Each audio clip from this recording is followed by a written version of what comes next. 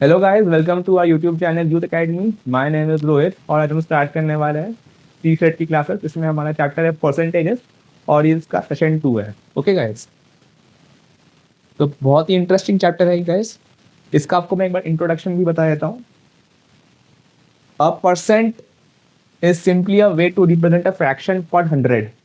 किसी भी फ्रैक्शन को प्रति 100 पे रिप्रेजेंट करना ही फ्रैक्शन उसका परसेंटेज होता है, जो कि आपको मैं करके भी बताऊंगा एक एग्जाम्पल में। It is made up of two words, per and cent, where per means parts per 100 and Saint means 100।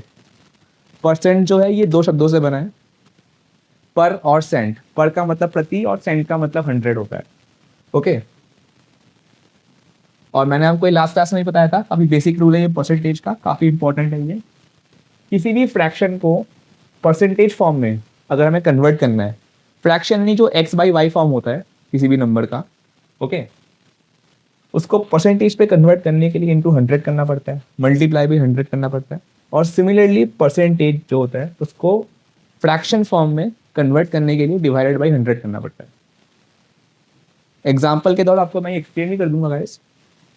और मुझे आशा है कि आपने ये मेमोराइज किया होगा, आपने किया होगा 1/1 कितना होता है, 1/2 कितना होता है, आपको मैं करके भी मैं बताया।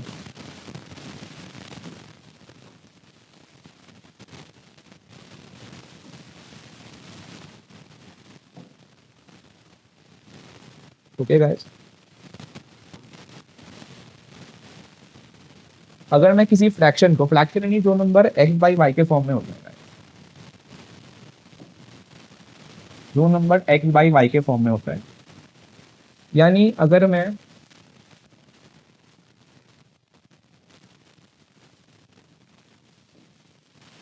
1/1 को लेता हूँ, ओके, उसको मैं इंटू 100 करता हूँ, that is equal to 100%। Similarly जो 1/2 होता है गाइस, 100 से मल्टीप्लाई करने पर क्या आता है, 50%। 250 इज 100। 1/3 को 100 से मल्टीप्लाई करने पे आता है 33.33%। 1/4 को 100 से मल्टीप्लाई करने पे आता है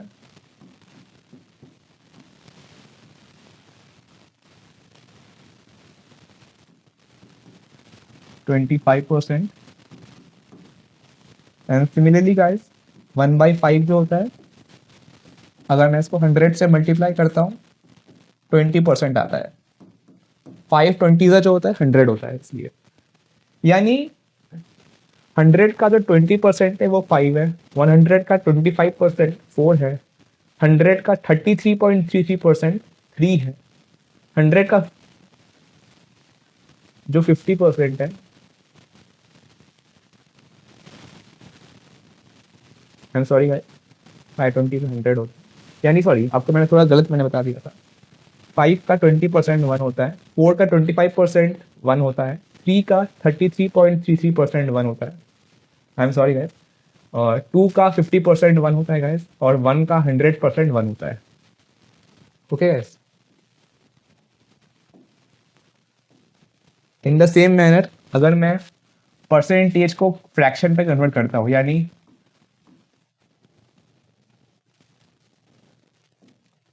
अगर मैं किसी फ्रैक्शन को परसेंटेज में कन्वर्ट करता हूँ,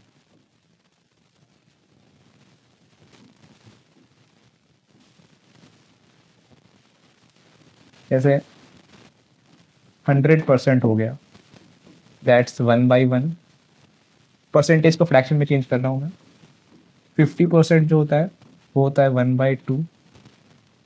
33.33% जो होता है दैट्स 1/3। 25% जो होता है दैट्स 1/4। और 20% जो होता है दैट्स 1/5।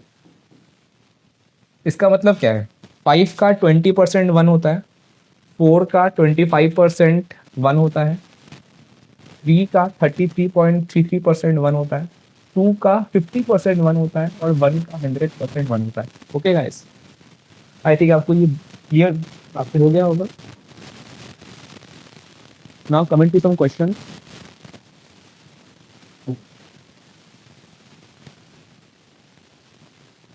आपसे आशा है आपने अब टू 40 एटलीस्ट आपने हर नंबर के आपने स्क्वायर्स और क्यूब्स आपने याद किए होंगे, जो कि आपको एग्जाम के लिए काफी बेनिफिशियल रहेगा, किसी भी एप्टीट्यूड टेस्ट के लिए। ओके ना, स्क्वायर्स और even roots. Coming to the question, 240 is what percent more than 88? 248 240 88 से कितने प्रतिशत अधिक है? इसको सॉल्व करते हैं गाइस। तो पहले इसको मैं फ्रैक्शन फॉर्म में लिख देता हूँ, 240/88। अगर मैं देखूं तो 240 जो है वो 88 से 152 बड़ा है। अगर मैं 88 से 152 ऐड कर दूंगा तो आएगा 240। आपको मैं एक करके भी मैं बता देता हूँ, 240 माइनस 88, दैट्स 152। ओके, अब मैं 152 का फ्रैक्शन ले लेता हूँ गाइस, 152/88। इसको मिनिमाइज करते हैं, 244 से 88,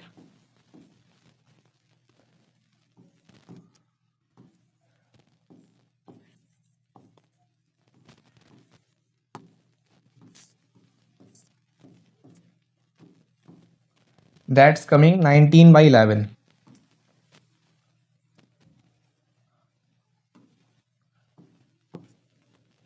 इसको मिनिमाइज करने पे हमारे पास 19/11 का फ्रैक्शन आ रहा है। अगर मैं 19/11 को मिक्स फ्रैक्शन फॉर्म में कन्वर्ट करता हूँ तो वो आता है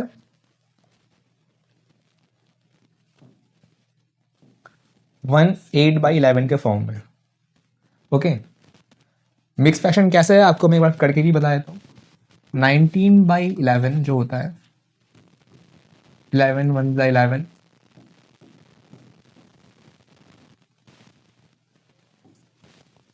ओके।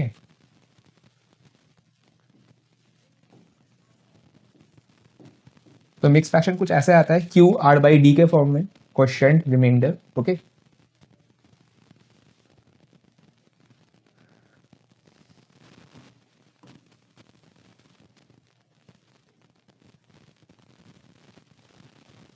तो 18/11 जो है गाइस,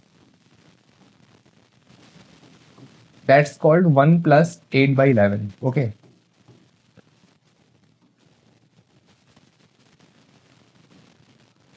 1 यानी मैं इसको 100% भी लिख सकता हूँ जैसा आपको मैंने बताया था, और 8/11 को मैं लिख सकता हूँ, अगर मैं इसको 100 से मल्टीप्लाई करता हूँ तो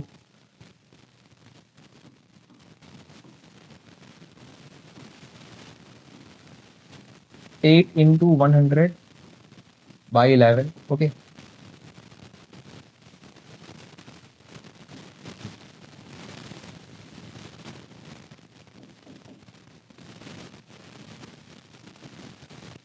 तो जैसा होता है यहाँ पे 800/11, 11 7 × 77, 11 2 × 22, 8 72, 8/11। तो इसको मैं लिख सकता हूँ ना यहाँ पे ये 100% है जो कि 1 था, 100 + 72, 8/11।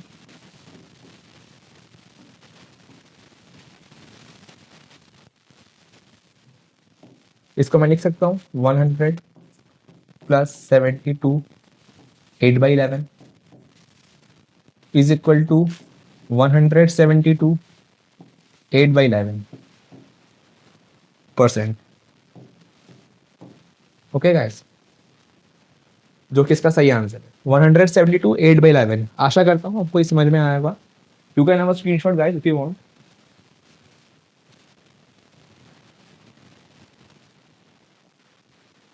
Coming to the next question,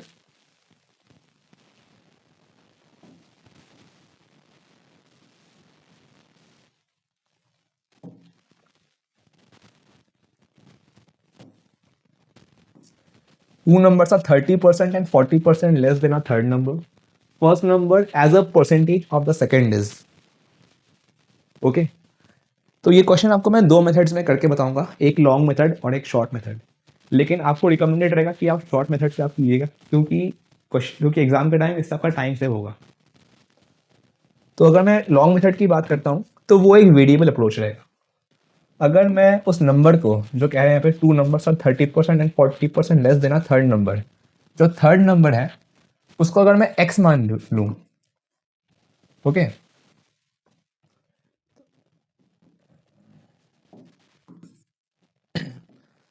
third number को अगर मैं x मानता हूँ तो जो पहला नंबर रहेगा वो x माइनस 30% रहेगा,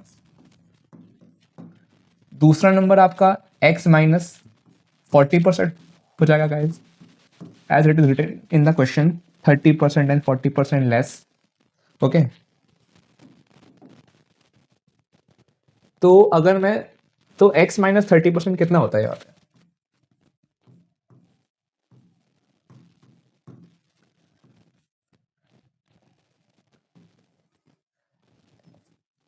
x माइनस 30% ऑफ x होगा ये, और x माइनस 40% ऑफ x होगा। ओके, तो मैं x को लिख सकता हूँ 100/100x, जो कि x ही होता है, और 30% ऑफ x को लिख सकता हूँ 30/100x।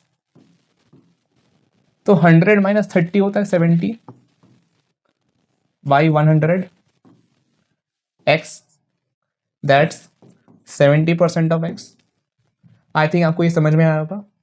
तो इसको मैं लिख सकता हूँ 70% ऑफ x, और सिमिलरली इसको मैं लिख सकता हूँ 60% of x। 100x minus 40% of x, that is 60% of x। Okay, तो इसको मैं लिखता हूँ 70/100x, जो इसका फुल फॉर्म है, और इसको लिखता हूँ 60/100x, फुल फॉर्म है। अगर मैं इन दोनों को मिनिमाइज करता हूँ गाइस, तो 0 0 कट हो जाएगा, x कट हो जाएगा यहाँ पे, तो जो रिमेनिंग रहेगा वो रहेगा 7:6। ये हमारा फर्स्ट नंबर है और ये सेकेंड नंबर है। तो first number as a percentage of the second is, तो 7 जो है वो 6 का कितना परसेंट है? ओके गाइस, अगर मैं इसको मिक्स फ्रैक्शन के फॉर्म में लिखता हूँ गाइस,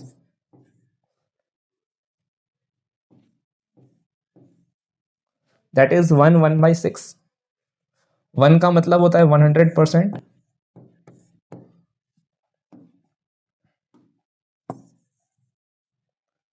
1 का मतलब होगा 100%, और 1/6 का मतलब है 16 2/3%, that comes equal to 116 2/3% guys. Okay, ये इसका सही आंसर है guys, 116 2/3%।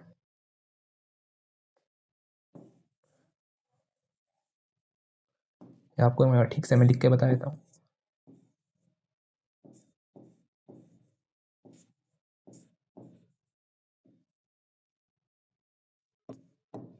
Please note down guys, you can have a screenshot if you want. Okay, तो ये हमारा इसको करने का पहला अप्रोच था, जो कि वेरिएबल अप्रोच है, और ये थोड़ा सा लॉन्ग मेथड है। इससे भी एक इजी अप्रोच आता है गाइस। मैं सिंपली अज्यूम कर लेता हूं कि जो वो नंबर है, जो वो थर्ड नंबर है गाइस, दैट्स 100। ओके, मैंने मान लिया कि ये नंबर 100 है, एज्यूम कर लिया मैंने ऐसा। और 100 से 30% कम कितना होता है? 100 का 30% होता है 30 होता होगा, 30/100, दैट्स 30 ओनली। और सिमिलरली 100 का 40% होता है 40, जो कि आता है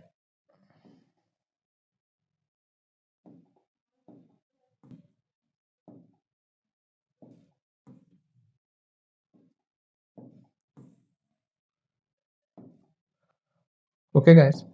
तो 100 का 30% 30 होता है, 100 का 40% 40 होता है, 100 minus 30 that 70, similarly 100 minus 40 that 60। इनको मिनिमाइज करते हैं तो आता है 7 एंड 6। ओके, तो हमसे पूछा गया है कि 7 6 का कितना परसेंट है। इसको मैं मिक्स फ्रैक्शन की फॉर्म में लिख देता हूं।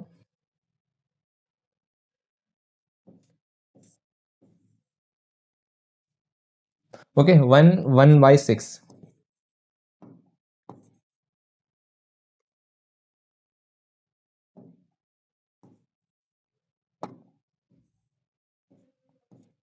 That's 1/6, that's 100% plus 16 2/3%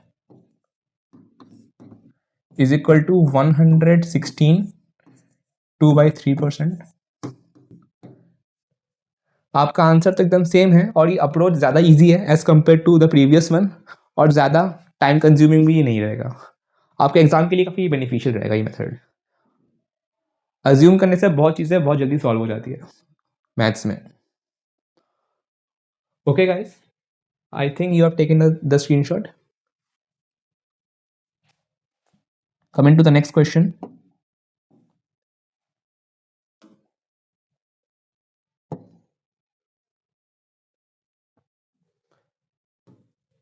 Third question is, if 15% of a plus b is equal to 25% of a minus b, then what percent of b is equal to a? Okay.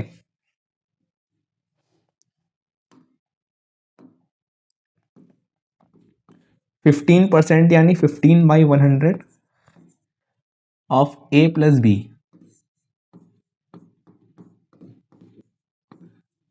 is equal to 25/100 is equal of a minus b।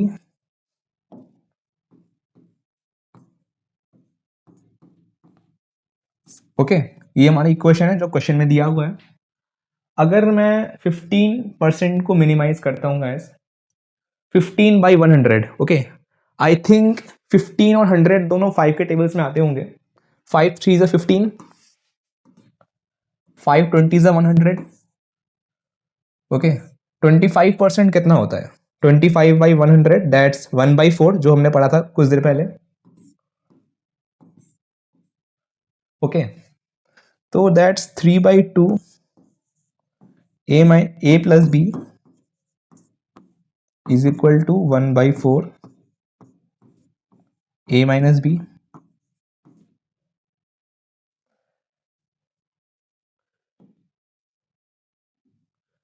2 1s are 2, 2 2s are 4, equal to के दोनों तरफ denominator में 2 के multiples है, so we can minimize them as per the rules of fraction. तो इसको अगर मैं लिखता हूं that's 3a plus 3b is equal to twice a minus twice b।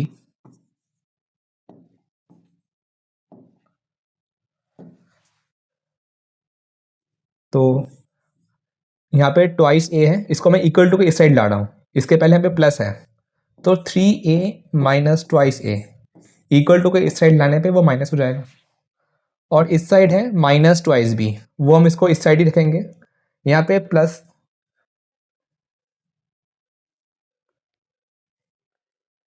Okay, wait a minute guys.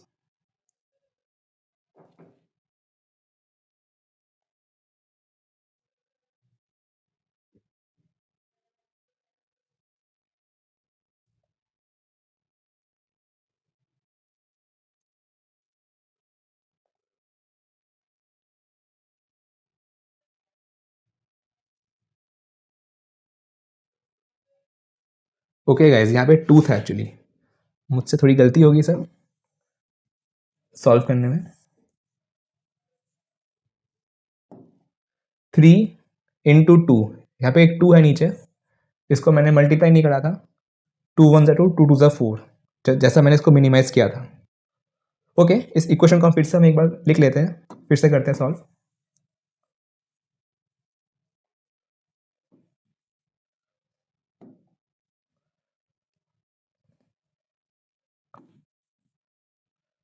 4 1 ज़ा 4, 4 5 ज़ा 20। अगर मैं इस 4 को इक्वल टू के इस साइड लाता तो इसको ये मिनिमाइज कर देता, ये 4 5 ज़ा 20, दैट्स वाई 5 इज रिटन है। Okay,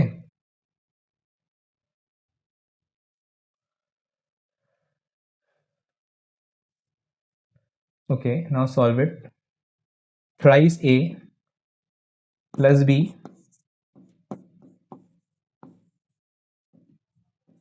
is equal to 5 of a minus b.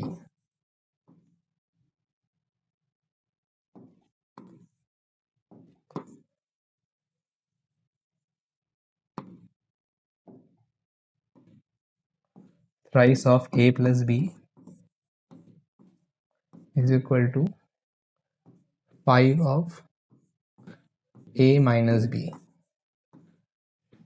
यहाँ पे नीचे एक 5 है, इसको मैं इक्वल टू को इस साइड लेके आ गया तो ये न्यूमरेटर में आ गया जो कि ऊपर है। ये पहले 3/5 था, अब यहाँ पे 3 है और 5 इस साइड आ गया। ओके गाइस, तो अगर मैं इसको ब्रेक करता हूँ, 3a plus 3b is equal to 5a minus 5b।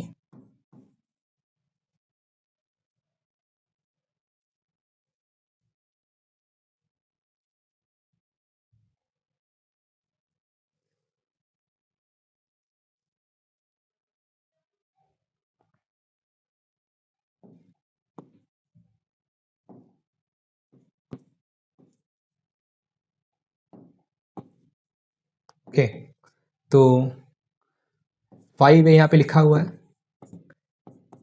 अगर यहाँ पे 3a है जो कि प्लस है, जो कि प्लस 3a यहाँ पे है, तो 5a माइनस 3a यहाँ पे हो जाएगा, क्योंकि इक्वल टू के इस साइड आने पे 3a फिर माइनस में आ जाएगा। ओके, यहाँ पे 3b है, 3b यहाँ पे माइनस 5b है, इसको इक्वल टू के इस साइड लाने पे ये प्लस 5b हो जाएगा, that's 8b is equal to twice a। ठीक है, तो हमसे पूछा गया then what percent of b is equal to a। तो मैं अगर a बाई बी लिखता हूँ यहाँ पे, दैट इज b को अगर मैं इक्वल टू को इस साइड लाता हूँ तो ये डिनोमिनेटर में आ जाता है a के, और 8/2 आ जाता है, क्योंकि 2 को मैं इक्वल टू अगर इस साइड लाऊंगा तो ये डिनोमिनेटर में आ जाएगा। ओके, तो इसको मिनिमाइज करते हैं, 2 1 ज़ा 2, 2 4 ज़ा 8, तो a बाई बी, तो यहाँ पे मैं देख पा रहा हूँ कि 4/1 is equal to a by B है। ओके, तो b इंटू 4 दैट्स a। अगर b 1 है तो a 4 है, यानी अगर b 100 है तो a 400 होगा। 4/1 दैट्स 400%। अगर 1/1 100% है गाइस, तो 4/1 400% होगा।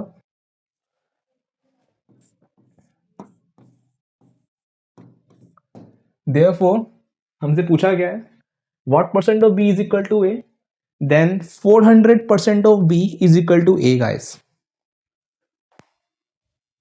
You can have a screenshot guys if you want. I think you are getting what I'm saying. Okay guys, coming to the next question now. Question number 4.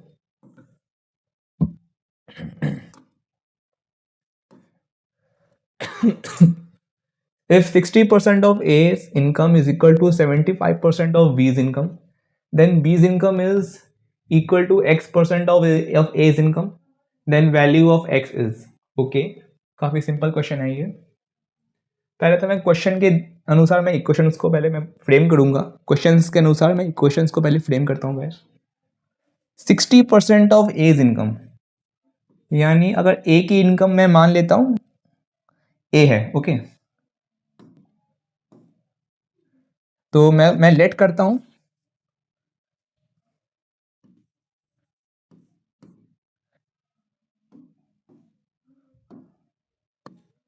Late income of A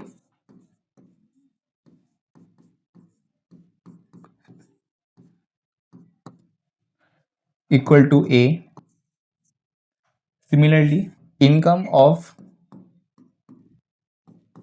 B is equal to B. Okay guys, let income of A is equal to A and income of B is equal to B. मैंने ये let किया है. Okay, ये एक assumption है. तो 60% of A's income, 60 by 100 A is equal to 75 by 100 B. Okay, small b और small a है. अगर मैं 60 बाई 100 की बात करता हूँ, 20 बाई 100 होता है 1/5, 20 इंटू 3 होता है 60 गाइस.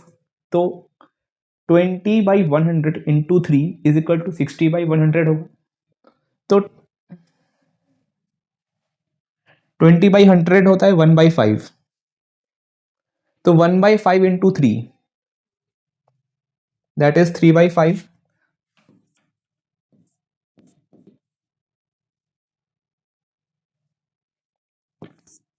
ए, इसको मिनिमाइज करने पे भी आपको 3/5 भी आपको मिल जाएगा. हालांकि आपको मैंने कैलकुलेशन के दौरान मैंने बताया, जो जैसा कि आपको मैंने पढ़ाया था एकदम शुरू में इस क्लास के, 75 बाई 100, 25 बाई 100 जैसा आपको मैंने पढ़ाया था is equal to 1/4.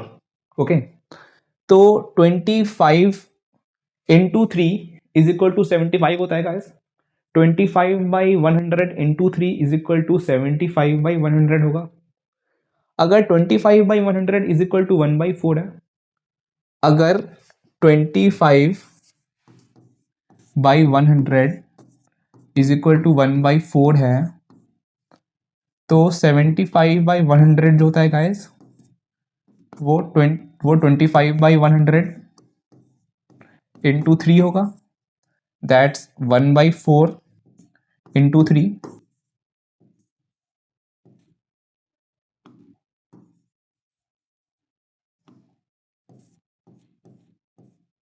Okay, is equal to 3/4. तो मैं 75 बाई 100 को बोल सकता हूँ, 75% को, कि ये 3/4 के बराबर है.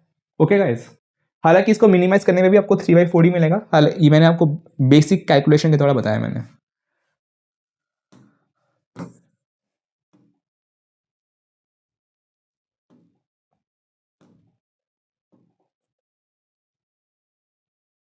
ओके, तो 3/5A is equal to 3/4B.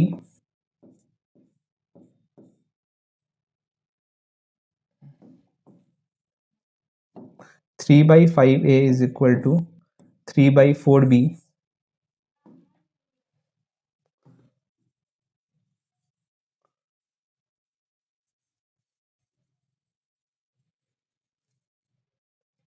Okay, now let's solve it.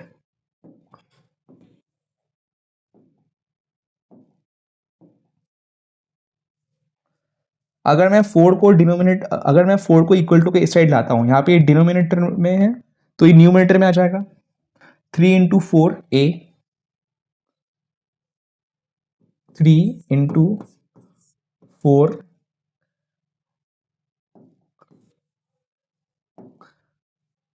Thrice A into 4 is equal to thrice B into 5. Okay, तो अगर मैं इस 3 को इक्वल टू के इस साइड लाऊंगा तो ये नीचे आ जाएगा इसके. अगर मैं इस 3 को इक्वल टू के इस साइड लाता हूँ, thrice A into 4/3 is equal to 5B.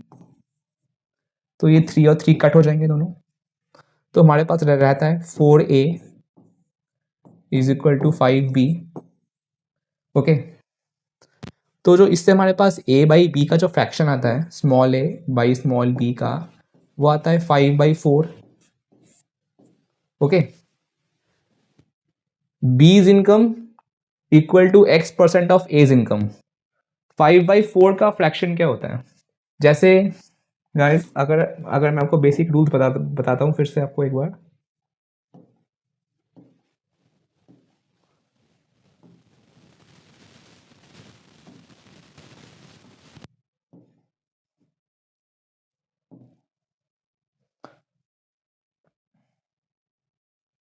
और 1/4 जो होता है गाइस, ये कलर अच्छा,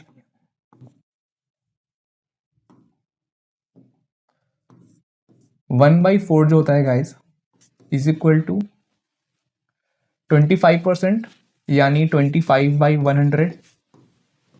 ओके, सिमिलरली 5/4 यानी 1/4 into 5, that's 5/4 is equal to 25/100 into 5 हो जाएगा यहाँ पे, दैट्स 25 इंटू 5 125।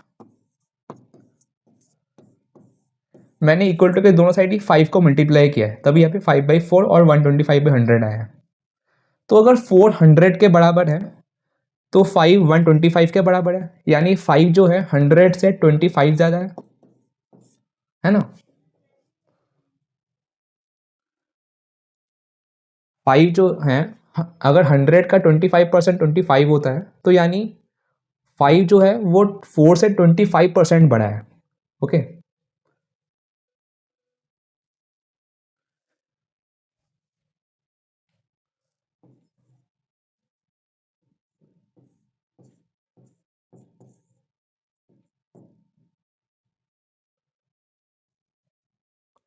4/5 जो होता है, यह आपको मैंने थोड़ा सा गलत बता दिया था गाइस, सॉरी इस बात के लिए, थोड़ा कन्फ्यूजन क्रिएट कर दिया था अभी, सॉरी गाइस। मैंने गलती से a बाई बी का फ्रैक्शन मैंने ले लिया था। अगर मैं b बाई ए का फ्रैक्शन लेता हूँ, क्योंकि हमसे पूछा गया कि B's income is equal to x% of A's income. Okay, तो a by b is equal to 5/4 है, तो b by a is equal to 4/5 होगा। b by a is equal to 4/5। Okay, 1/5 आपको पता है कि 20% होता है, तो 4/5 जो होगा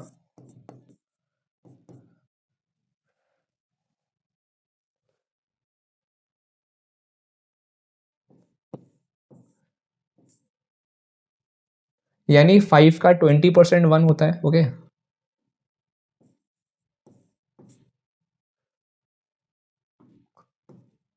4/5 जो होगा वो 80/100 होगा। 5 अगर 100% है तो 4 जो होगा वो 80% होगा। ओके, तो हमसे यही पूछा गया है कि B's income is equal to x% of A's income. B's income is equal to 80% of A's income.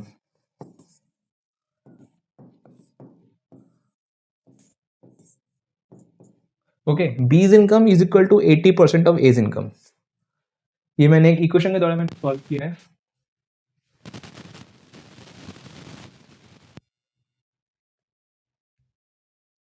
I think आपको ये समझ में आया होगा guys.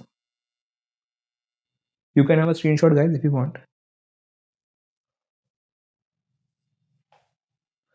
Okay guys, now coming to the next question.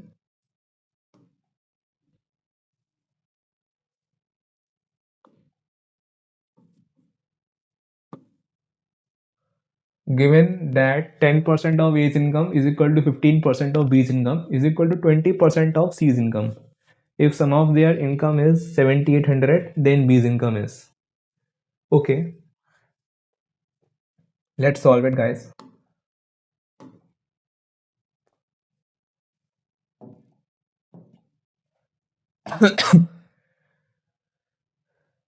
मैं A की इनकम जो है ना गाइस, लेट इनकम बी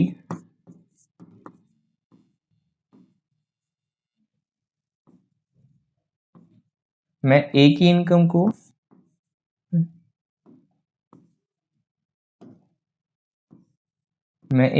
को स्मॉल a मान लेता हूँ, B की इनकम को मैं स्मॉल b मान लेता हूँ, और C की इनकम जो है उसको मैं स्मॉल c मान लेता हूँ।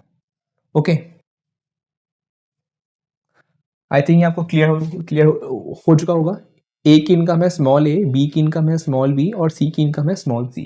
ओके, क्वेश्चन के अनुसार हमें दिया गया है 10% ऑफ एज इनकम, यानी 10% of small A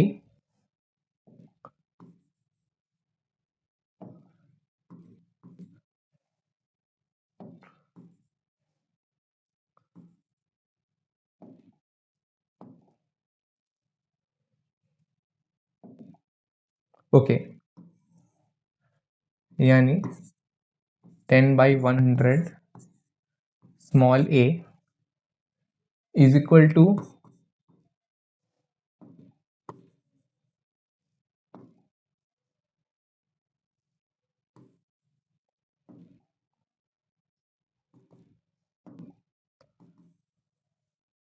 1 minute guys,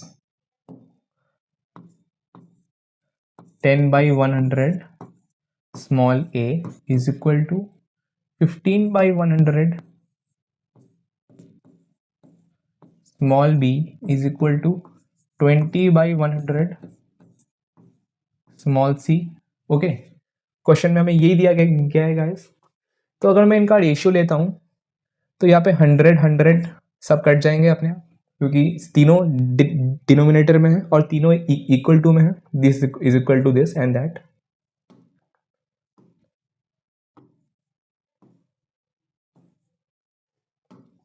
okay, तो और यहाँ पे 5 2 ज़ा 10, 5 3 ज़ा 15, 5 4 ज़ा 20, 10 15 और 20 तीनों 5 के मल्टीपल्स हैं। तो रेशियो आ रहा है 2a is equal to thrice b is equal to 4c। Okay,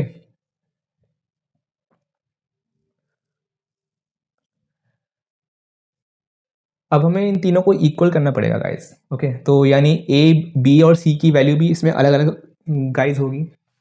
मैं मान लेता हूँ कि a b और c 3 4 और 2 के मल्टीपल्स, क्योंकि तीनों इक्वल है। तो मैं एज्यूम कर लेता हूँ, क्योंकि 2a is equal to 3b is equal to 4c है गाइस। तो मैं ये एज्यूम कर लेता हूँ कि जो नंबर होगा वो 2 3 और 4 तीनों का ही मल्टीपल होगा। ओके, क्योंकि यहाँ पे 2a है is equal to thrice b है इज इक्वल टू 4c है। तो अगर ये इन तीनों का मल्टीपल है 2 3 और 4 का, तो मैं इन तीनों का एलसीएम ले लेता हूँ 2 3 और 4 का। लोएस्ट कॉमन मल्टीपल 2 3 और 4 का मैं एलसीएम ले लेता हूँ गाइस। 2 1 ज़ा 2, 2 2 ज़ा 4, 2 1 ज़ा 2 और यहाँ पे 3 1 ज़ा 3। तो एलसीएम गाइस हमारे पास आ रहा है 2 इंटू 2 इंटू 3, यानी 2 2 ज़ा 4, 4 3 ज़ा 12। तो एलसीएम हमारा आ रहा है 12 इनको मल्टीप्लाई करने पे, 2 इंटू 2 इंटू 3। ओके, आई थिंक आपको ये गाइस समझ में आया होगा मैंने कैसे एलसीएम निकाला। So I am just removing it.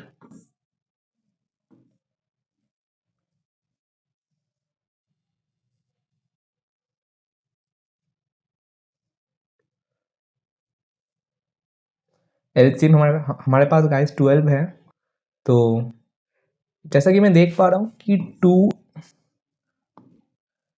तो यानी 12 जो है वो 2 का एक मल्टीपल है। 2 इंटू 6 मैं कह सकता हूँ इसको। 12 3 का भी मल्टीपल है। 3 इंटू 4 मैं कह सकता हूँ। 12 सी और 12 4 का भी एक मल्टीपल है, दैट्स 4 इंटू 3। आई थिंक आपको ये समझ में आना होगा। 12 2 का भी मल्टीपल है, 12 3 का भी मल्टीपल है, 12 4 का भी मल्टीपल है। तो और ये है इसका लोएस्ट कॉमन मल्टीपल, यानी एलसीएम है। यानी 12 से नीचे कोई भी नंबर इन तीनों से डिवाइड नहीं होता। तो a is equal to 6, b is equal to 4 and c is equal to 3। Okay,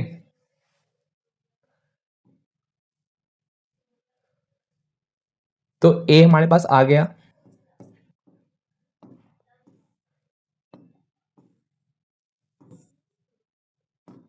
तो जो a है गाइस, a हमारे पास आ गया 6।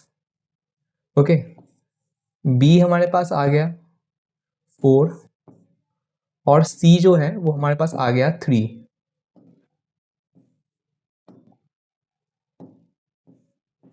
Okay, 6 4 and 3। 6 + 4 10। अगर मैं इन तीनों को प्लस करता हूँ गाइस, क्योंकि हमसे पूछा गया if sum of their income is 7800। Income है A B C, small A small B small C, जैसा कि यहाँ पे मैंने लिखा था, लेट किया था मैंने यहाँ पे। ओके, इन्हीं का एक मल्टीपल होगा। 6 + 4 10, 10 + 3 13। Sum of their income is 13। 13 is equivalent to 7800, यानी 7800 जो है वो 13 का ही एक मल्टीपल है। ओके, अगर 13 7800 की इक्विवेलेंट है गाइस, तो 1 जो होगा वो 7800/13 होगा। ये सिंपल यूनिटरी मेथड है गाइस, आपने पहले भी ये करा होगा गाइस। तो 1 जो है 13 इंटू 7800/13 है। अगर मैं इसको इससे मल्टीप्लाई करता हूँ, 13 6 = 78। अगर 7800/13 इज इक्वल टू 1 है, तो यानी 1 इज इक्वल टू 600 होगा guys. Okay guys, I think you are getting. अगर 1 600 है तो हमसे यहाँ पूछी गई बी की इनकम। ओके, बी की इनकम है यहाँ पे बी, जो मैंने लेट किया था, और यहाँ पे है 4। तो अगर 1 600 के बराबर है तो 4 कितना हुआ गाइस? 4 इंटू 600। 4 इंटू 600 आता है गाइस आपका 2400। 2400 हमारे पास यहाँ पे ऑप्शन सी है। आप चाहे तो इसको वेरिएबल भी आप मान सकते हैं। 13x is equal to 7800, x is equal to 7800/13, and then x is equal to 600। 4x is equal to 600 into 4, 2400। आप चाहे तो इसको वेरिएबल से भी आप कर सकते हैं, लेकिन ये एक थोड़ा लॉन्ग मेथड हो जाता है गाइस। एग्जाम के लिए आपको ऐसे ही आपको करना चाहिए, रिकमेंडेड है ये, क्योंकि टाइम कंज्यूमिंग ये लेस है, लेस टाइम कंज्यूमिंग है ये। ओके गाइस, तो आपका सही आंसर है option C 2400। You can have a screenshot guys if you want. आगे बढ़ते हैं अगले क्वेश्चन की तरफ। आशा करता हूं आपको समझ में आ रहा है।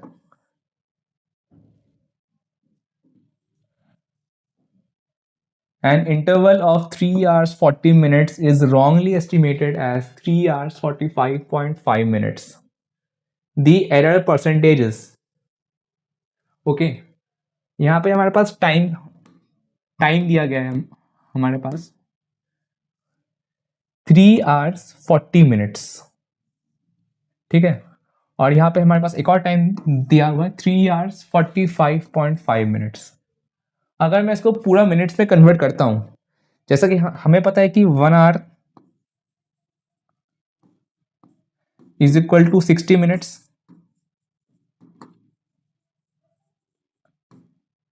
Okay, 1 hour is equal to 60 minutes।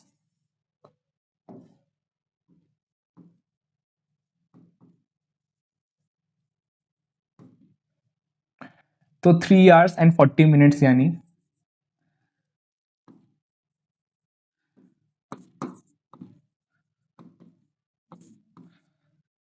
1 hour यानी 60 minutes, तो 3 hour यानी 3 hour इंटू 60 180 minutes, प्लस यहाँ पे लिखा हुआ है 40 minutes, 180 + 40 minutes more is equal to 220 minutes। ये बहुत ही बेसिक मैथ्स है गाइस, अगर आपको टाइम के बारे में पता है तो। ओके, सिमिलरली 3 hours 45.5 minutes, अगर 3 hour 40 minutes is equal to 220 minutes है गाइस, तो 3 hours 45.5 minutes उससे बस 5.5 मिनट्स ही ज़्यादा है। 3 hours 45.5 मिनट्स ये बराबर है 220 5 225.5 मिनट्स के। ओके, इसको ठीक से लिख देता हूँ मैं। ओके, 3 आवर्स 40 मिनट्स 220 मिनट्स के बराबर है। 3 आवर्स 45.5 मिनट्स जो है गाइस वो 45 मिनट्स के 45.5 मिनट्स के बराबर है, सॉरी 225.5 मिनट्स के बराबर है। ओके, तो यहाँ पे मैं अगर मैं इन दोनों टाइम्स को अगर मैं कंपेयर करता हूँ यहाँ पे 220 मिनट, ओके, और 225.5 मिनट। ओके, मैं इन टाइम्स को यहाँ पे मैं लिख लेता हूँ।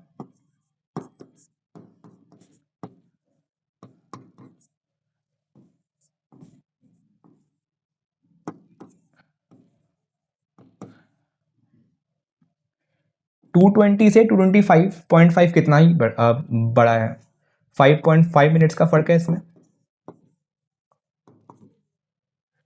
इन दोनों टाइम्स को माइनस करने पे 5.5 मिनट्स का फर्क आ रहा है guys. I think you are getting what I am saying.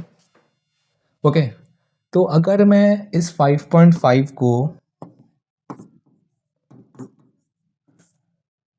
220 minutes से डिवाइड करता हूँ, जैसा मैं क्वेश्चन में पूछा गया था एरर परसेंटेज, हमारे पास करेक्ट टाइम है ये वाला, ओके, और रॉन्ग टाइम है हमारे पास ये वाला।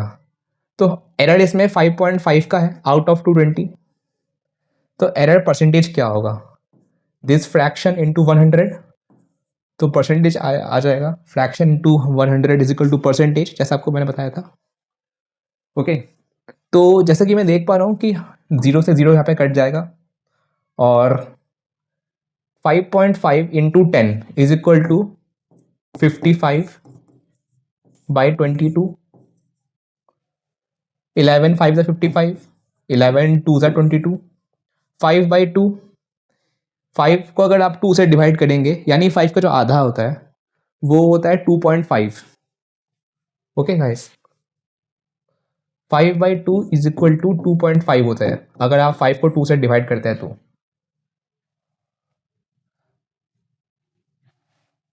2.5 हमारा यहाँ पे ऑप्शन डी है। I think you are getting what I am saying. 2.5% का फर्क है।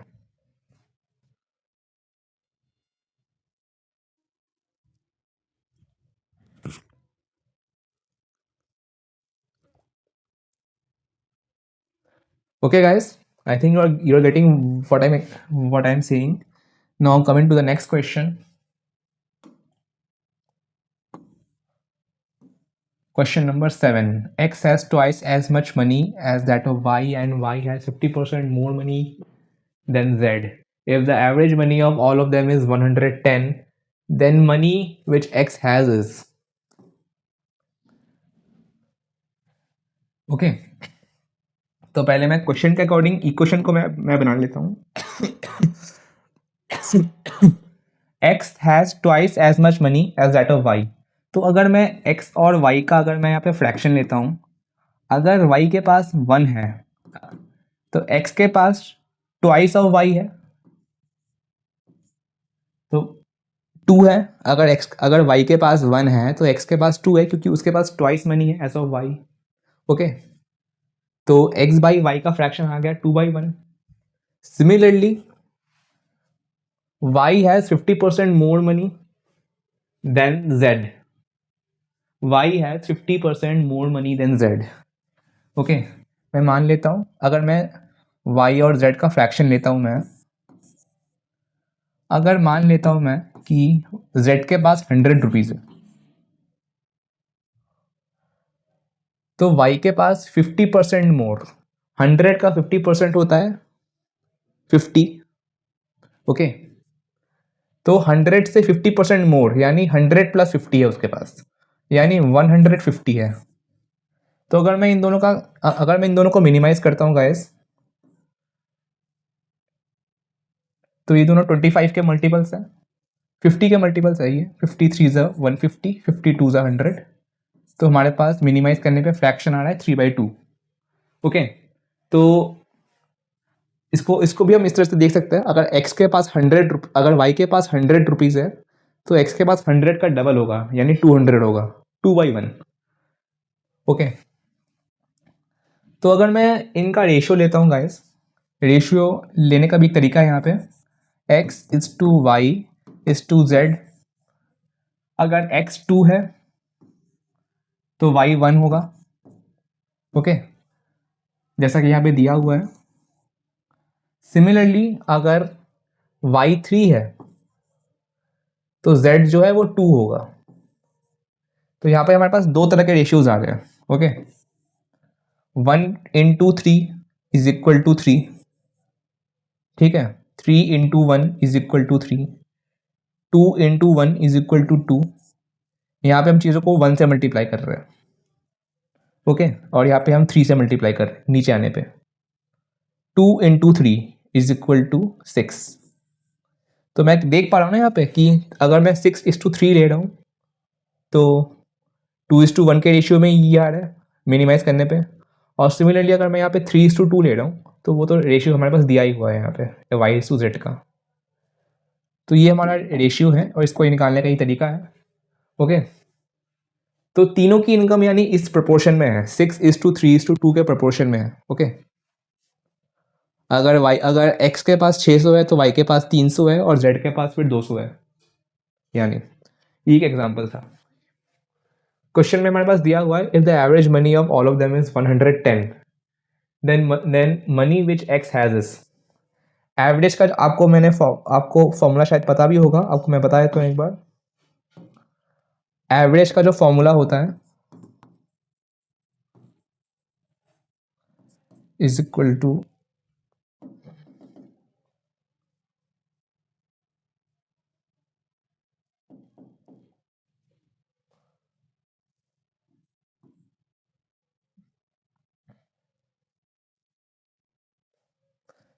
To sum of observations upon number of observations.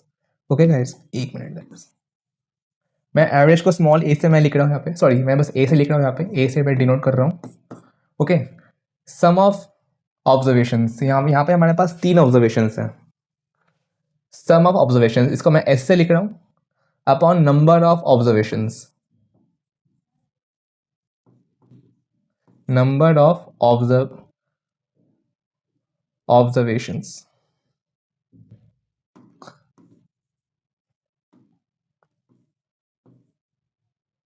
Okay,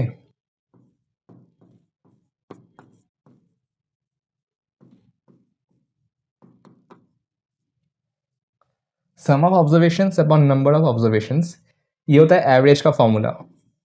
I think ये आपको पता होगा गाइस, काफ़ी बेसिक ही रूल है एवरेज निकालने का। तो यहाँ पे हमारे पास 3 ऑब्जर्वेशंस हैं, 6, 3 और 2, जो कि इन तीनों के पास जो मनी का अमाउंट है वो है। तो 6, 3 और 2 को अगर मैं उनका सम निकालता हूँ, 6 + 3 + 2, okay, 6 + 3 + 2, okay, sum of observations upon number of observations. यहाँ पे हमारे पास 3 ऑब्जर्वेशंस है अपॉन 3।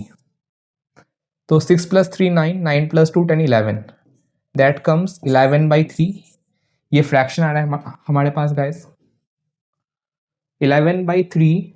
यहाँ पे एवरेज हमारे पास दिया हुआ है, if the average money is 110 is equal to 110 is equal to 110। इसको मैं चाहता हूँ वेरिएबल से भी कर सकता हूँ, लेकिन वेरिएबल काफ़ी लॉन्ग टर्म मेथड है गाइस, तो इसीलिए मैं इसको इसी तरह से मैं एज्यूम कर रहा हूँ।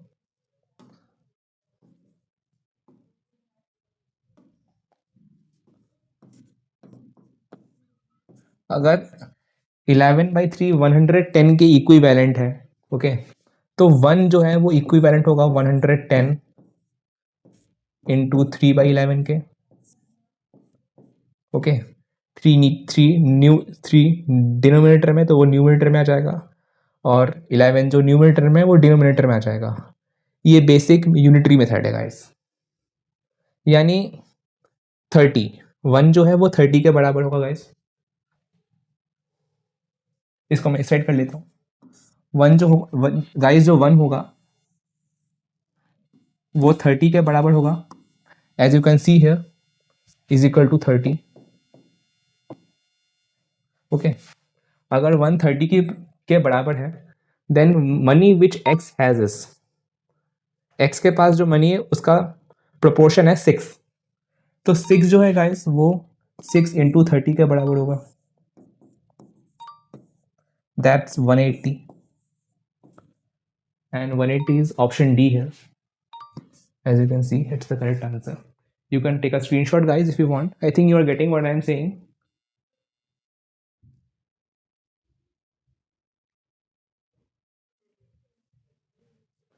Okay, guys, I think you are getting. Now coming to the next question. Okay, guys, I think आपको समझ में आया जो मैं आपको बता रहा हूँ. Now coming to the next question. Question number 8. A and B are two fixed points 5 centimeter apart, and C is a point on AB such that AC is 3 centimeter. If the length of AC is increased by 6%, the length of CB is decreased by what? Okay, ये हमारा question है.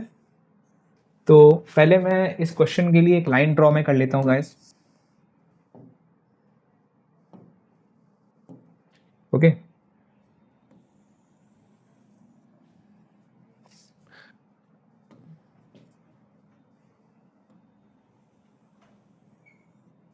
ये हमारी line है A B. Okay, A point है ये और ये है बी पॉइंट.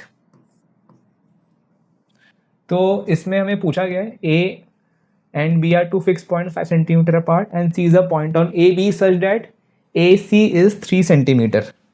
ए सी जो है वो 3 सेंटीमीटर का है, ए बी जो है वो 5 सेंटीमीटर का है, ए सी जो है वो 3 सेंटीमीटर का है. यानी जो ए सी है वो सी बी से बड़ा होगा, यानी सी बी 2 सेंटीमीटर है क्योंकि. ओके, तो मैं सी पॉइंट को कुछ यहाँ पे मैं बना रहा हूँ. तो ये है हमारा 3 सेंटीमीटर का ए सी और ये 2 सेंटीमीटर का C B. Okay,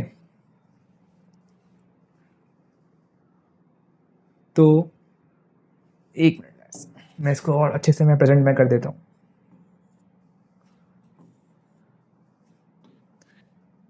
A B जो है 5 सेंटीमीटर का है, ए सी 3 सेंटीमीटर का है और सी बी 2 सेंटीमीटर का है.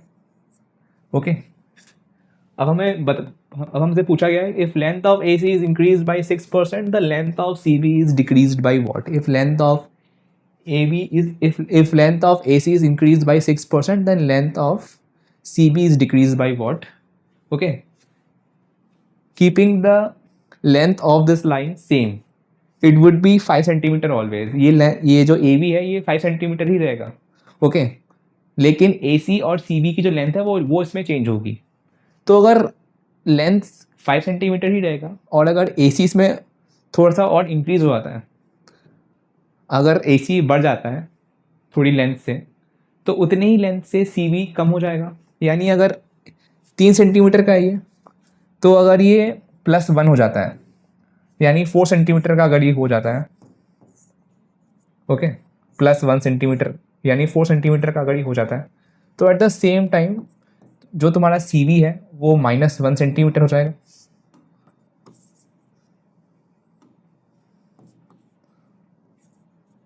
यानी 1 सेंटीमीटर का हो जाएगा.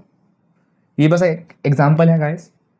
अगर तुम्हारा AC जो है वो अगर तुम्हारा 1 सेंटीमीटर से बढ़ रहा है तो तुम्हारा CB 1 सेंटीमीटर से घट जाएगा, क्योंकि AB की लाइन क्योंकि AB की लेंथ तो चेंज नहीं हो रही, वो 5 सेंटीमीटर ही रहेगा.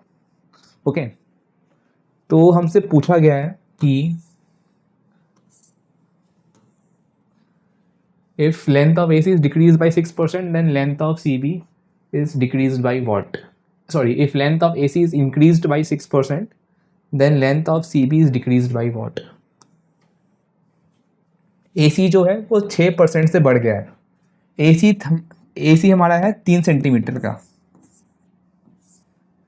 ओके, अब 3 का जो है 6% जो होता है, 6% यानी 6/100, तो ये आता है आपका 0.18, क्योंकि नीचे 100 है और ऊपर 18 है, तो as per rules of decimal ये 0.18 आ जाता है आपका। यानी आपका जो ए सी है वो 6% यानी 0.18 से बढ़ गया है। ए सी का 6% 0.18 है, तो ए सी जो है आपका 0.18 से बढ़ गया है। यानी 3 सेंटीमीटर प्लस 0.18 सेंटीमीटर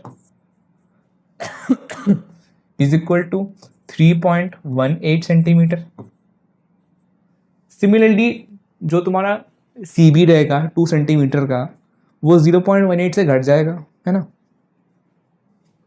तो 2 सेंटीमीटर माइनस 0.18 सेंटीमीटर, 2 सेंटीमीटर, मैं इसको करके मैं दिखा देता हूँ। 2 को मैं बोल सकता हूँ 2.0 और 0.18 को मैं यहाँ पे लिखता हूँ 0.18। ओके, 2 8 1 1.82। ओके, तो अगर मैं इसको 0.18 से माइनस करता हूँ तो आता है 1.82। तो यानी आपका अगर ए सी जो है वो अगर 6% से बढ़ जाता है, यानी 0.18 से बढ़ जा रहा है, तो आपका सी बी 0.18 से घट जा रहा है ना। और then C B is equal to 1.82। हमसे पूछा गया था length of C B is decreased by what percent. Okay, तो length of C B is decreased by 1.82, है ना। तो 1.82 अपॉन सी बी जो है आपका 2 इंटू 100। आई थिंक आपको ये समझ में आ रहा होगा गाइस, काफ़ी सिंपल ये क्वेश्चन है हमारा। तो 1.82 बाई 2 इंटू 100, तो 1.82 जो है आपका वो है, आपको मैंने थोड़ा सा गलत बता दिया।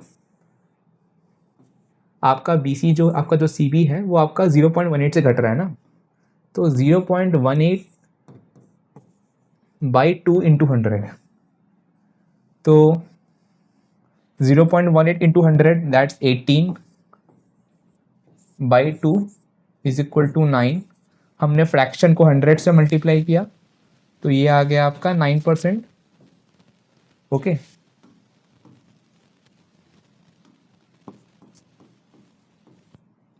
ओके, हम ये फ्रैक्शन था हमारे पास 0.18 बाई 2 एक्स बाई वाई के फॉर्म में है ये।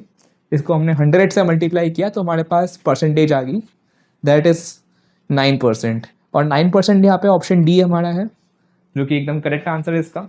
You can take a screenshot guys.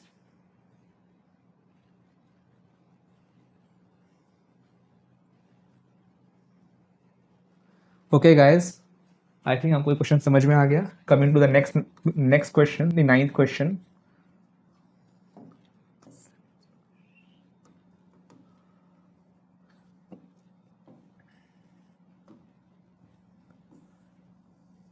If Neeta's salary is 25% more than Papia's salary, then percentage by which Papia's salary is less than Neeta's salary is. Okay. If Neeta's salary is 25% more than Papia's salary, the percentage by which Papia's salary is less than Neeta's salary is. बहुत ही simple question है ये guys, बहुत ही simple question है, आपको मैं solve करके बता देता हूँ। ओके, अगर मैं इन दोनों का फ्रैक्शन अगर मैं बनाता हूँ यहाँ पे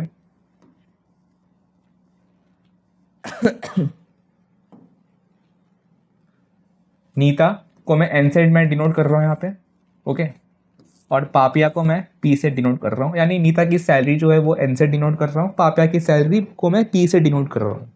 ओके, अगर पापिया की सैलरी 100 है तो नीता की सैलरी 25 है, सॉरी 1 उससे 25% ज़्यादा है।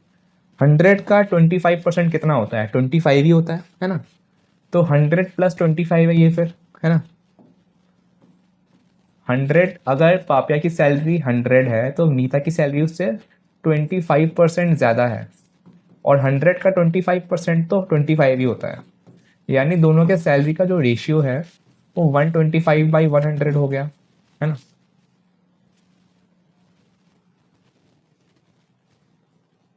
अगर मैं इन दोनों को मिनिमाइज करता हूँ गाइस, तो ये 25 के मल्टीपल थे दोनों, 25 5 ज़ा 125, 25 4 ज़ा 100, तो रेशियो आ रहा है 5/4। ओके, तो पापिया, तो Neeta upon Papia salary is equal to 5/4।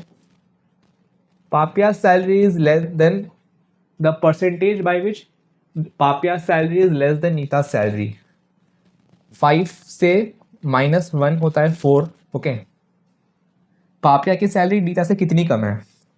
Nita की सैलरी अगर 5 है, ओके, वेट अ मिनट,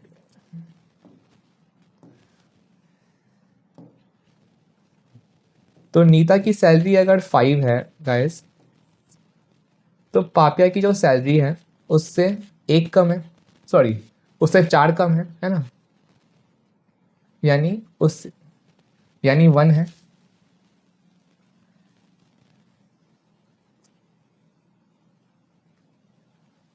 पापिया की सैलरी नीता से इतना कम है। अगर नीता की सैलरी 5 है तो पापिया की सैलरी उससे 1 से कम है। अगर नीता की सैलरी 5 है तो पापिया की सैलरी उससे 1 से कम है। ओके, तो अगर नीता की सैलरी तो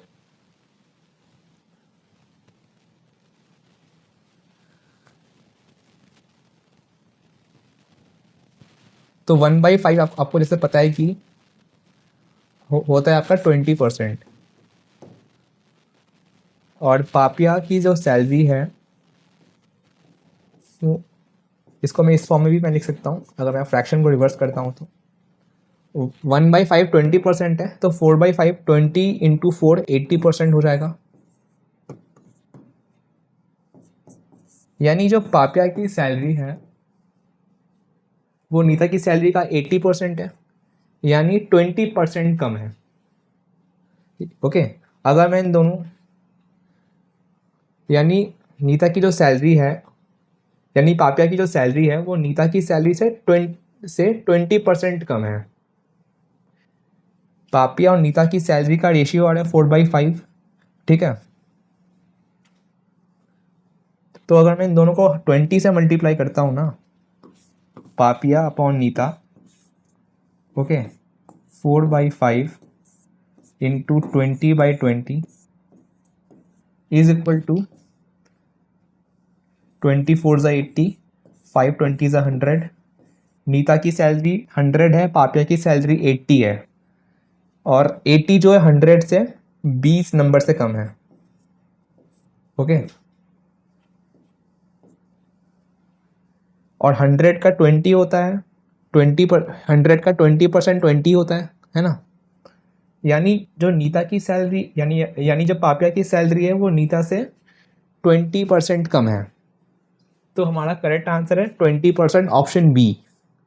आई थिंक आपको ये समझ में आएगा गाइस, काफ़ी सिंपल क्वेश्चन है ये।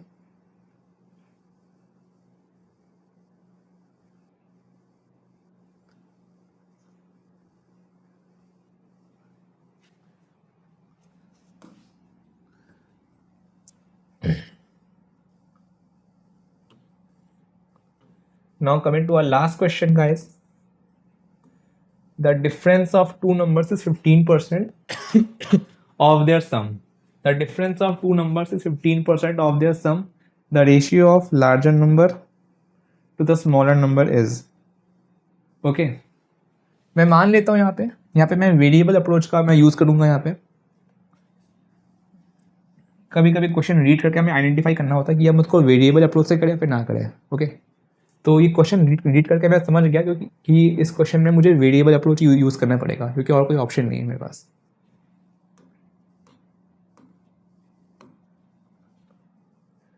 The difference of two numbers is 15% of their sum. तो let the two numbers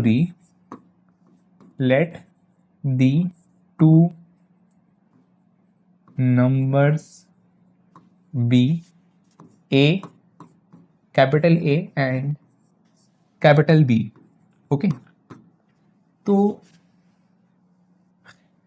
question के अकॉर्डिंग हमें जो इक्वेशन हमें दिया गया है, a माइनस बी, तो जो डिफरेंस है ये सम का 15% है, यानी a प्लस बी जो है उसका 15%, यानी 15/100 है।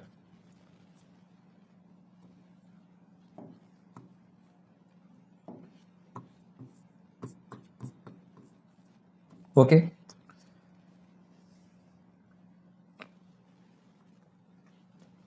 अगर मैं यहाँ पे इन दोनों को मिनिमाइज करता हूँ गाइस, दोनों ही 5 के मल्टीपल्स हैं, 5 3 15, 5 20 100, ओके। 3/20 ए प्लस बी आ रहा है यहाँ पे, 20 को मैं इक्वल टू के इस साइड ला रहा हूँ तो ये मल्टीप्लाई हो जाएगा 20 into a minus b is equal to 3 into a plus b.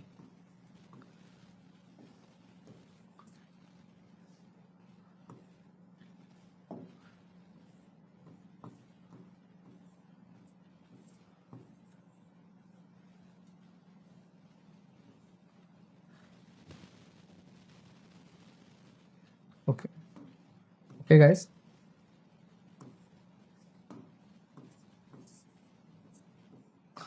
Okay 20 into a minus b is equal to 3 into a plus b. अब मैं इन ब्रैकेट्स को ओपन कर लेता हूँ, 20a माइनस 20b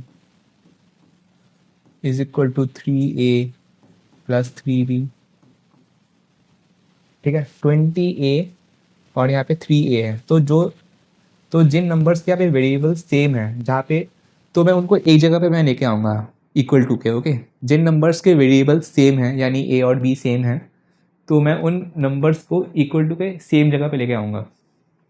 जैसे 20a है और यहाँ पे 3a है, तो मैं 3a को इस साइड ले आऊँगा, यहाँ पे ये प्लस में है तो ये माइनस में आ जाएगा। 20a minus 3a is equal to, यहाँ पे माइनस 20b है, 20b से पहले यहाँ पे माइनस है तो ये प्लस में आ जाएगा 20b, और यहाँ पे 3b है सेम वेरिएबल का जो कि b है, 20b is equal to 3b, तो 20 minus 3 is equal to 17, 17a is equal to 23b।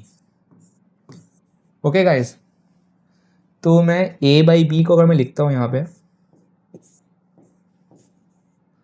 Is equal to 23/17, okay. तो the ratio of the larger number two the smaller number, larger number हमारे पास 23 है और smaller number 17 है, okay. 23/17 को अगर मैं ratio के फॉर्म में लिखता हूँ गाइस, दैट्स 23:17, है ना। 23:17 हमारे पास ऑप्शन ए है यहाँ पे, जो कि इसका सही आंसर है guys. You can take a screenshot.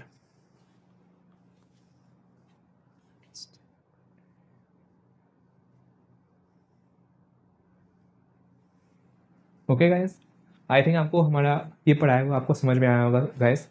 Channel पर बने रहने के लिए आपका धन्यवाद। चैनल को प्लीज़ लाइक शेयर और सब्सक्राइब प्लीज़ कीजिएगा गाइस, ताकि हम आपको और भी कंटेंट प्रोवाइड कर सकें और भी अच्छे से। Okay guys, thank you for watching our video. Thank you guys.